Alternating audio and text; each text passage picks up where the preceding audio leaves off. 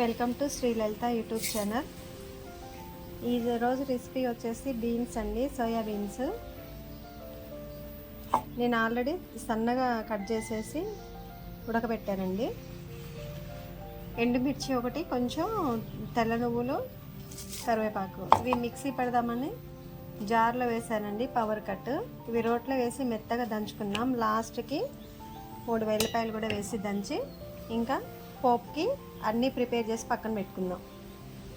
మీరు కూడా soya beans ఇట్లా సన్నగా కట్ చేసుకొని ఒక 2 పొంగులు వచ్చిందాకా ఉడకనిచ్చేసి ఆ తర్వాత ఇలా స్టెయినర్తో తీసి ఆరబెట్టుకోవాలండి. మెత్తగా దంచుకోవాలండి, తప్పదు. ఇవ్వండి, రోట్లో ఇలా దంచుకున్నాను. కరెంట్ లేదండి, పవర్ కట్ అయింది. ప్యాన్ పెట్టి ఆయిల్ వేస్తున్నా. బీన్స్ చాలా మంచిదండి, ప్రోటీన్లు విటమిన్లు బాగా ఉంటాయి. తీసుకుంటే చాలా మంచిది ఆరోగ్యానికి. కాకపోతే మనం వాటిని నెగ్లెక్ట్ చేస్తాం. పసుపు వేస్తున్నానండి. ఫస్ట్ కొంచెం పసుపు వేసుకుందాం. ఫస్ట్ ఎండుమిర్చి, అలాగే నువ్వులు, లైట్గా దాన్ని ఏమంటే కొంచెం జీలకర్ర వేసానండి. కరివేపాకు రెమ్మలు ఒక 5-6 ఎండిని ఉంటాయి కదండి, వాటిని వేసాను. 3 వెల్లుల్లి రెబ్బలు. దీంట్లో మనం ఇంకేమి యాడ్ చేయొద్దండి. దీంట్లో టమాటా అవి వేస్తే తీపి వస్తుందండి. ఆనియన్స్ కూడా వేయట్లేదు, బీన్స్ యాడ్ చేస్తున్నా. అంటే ఎవరి స్టైల్ వాళ్ళదిలేండి, నేను ఇలా చేస్తున్నానని చెప్తున్నా.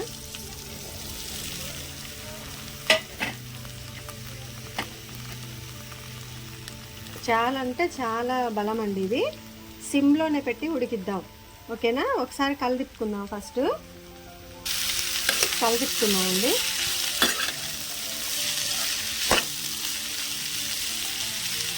దీంట్లో మనం సాల్ట్ కానీ కారం ఏమీ యాడ్ చేయలేదండి. ఓన్లీ ఒక 5 నిమిషాలు సిమ్లో పెట్టి, ఆల్రెడీ ఉడికినాయి కాబట్టి ముక్కలు మగ్గనిద్దామండి. మగ్గిన తర్వాతనే మనం ఈ పౌడర్ అప్లై చేస్తున్నాం. అప్పటిదాకా సిమ్లోనే. మనం దీంట్లో పచ్చిమిర్చి కానీ ఏమీ యాడ్ చేయాల్సినంత అవసరం అయితే లేదండి. నేను ఎప్పుడు ఇలానే చేస్తా. ఒకసారి మీరు కూడా ట్రై చేసి చూడండి. బాగా కలిపుకున్న తర్వాత మనం గ్రైండ్ చేసినటువంటి కరివేపాకు, నువ్వులు, కొంచెం అంత జీలకర్ర, అలాగే ఎండుమిర్చి మొత్తం దంచిన తర్వాత లాస్ట్కి 2 వెల్లిపాయలు యాడ్ చేశానండి. ఆ మిశ్రమాన్ని దీంట్లో వేసుకుందాం. చాలా అంటే చాలా బాగుంటుందండి. అంటే డైరెక్ట్గా ఇష్టంగా తినని వాళ్ళు దీని పక్కన కాంబినేషన్గా పప్పు లేదా చారు లాంటిది యాడ్ చేసుకోవచ్చు. చాలా చాలా హెల్దీ ఫుడ్.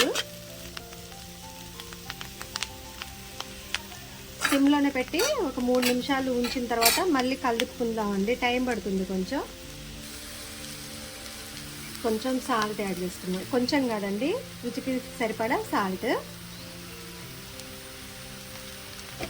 మూత పెట్టేద్దాం. కొంచెం కారం యాడ్ చేసుకుందామండి. 1 స్పూన్ కారం సరిపోతుంది. కరెక్ట్ 1 స్పూన్ అండి. మళ్ళీ మూత పెట్టేద్దాం. తిప్పాల్సిన అవసరం లేదు. మూత పెట్టి ఒక 2 నిమిషాలు ఉంచిన తర్వాత కలిదిప్పుకుందాం. ఒకసారి కలిదిప్పుకుందామండి.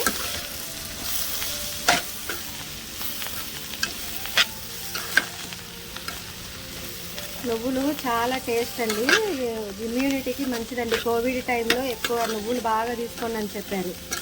నేను ఇంట్లో నువ్వులు వాడతానండి. గ్రేవీ కర్రీస్కి నేను ఇంట్లో పెట్టుకుంటాను. మనం దీంట్లో టమాటా గిన్నెకి ఏమి యాడ్ చేయొద్దండి, సిమ్లో మగ్గనివ్వడమే.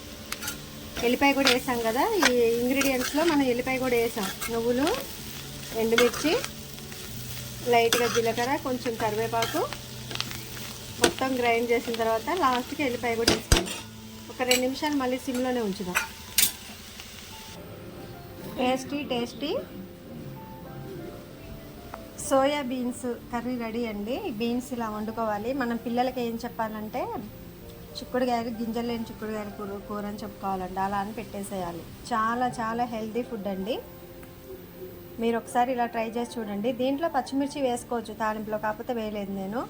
ఎలాంటి మసాలాలు వాడాల్సిన అవసరం లేదండి. డైరెక్ట్గా ఇలా వండుకోవచ్చు. ఇదే ప్రాసెస్లో వండుకొని దీనికి కాంబినేషన్గా చారున్న లేదా రోటి పచ్చడి లేదా పప్పు లాంటివి వండుకోవచ్చండి. శ్రీలలిత యూట్యూబ్ ఛానల్ సబ్స్క్రైబ్ చేసుకోకపోతే చేసుకోండి. వీడియోస్ అన్ని లైక్ చేయండి. Thanks for watching. Please do like, share and subscribe.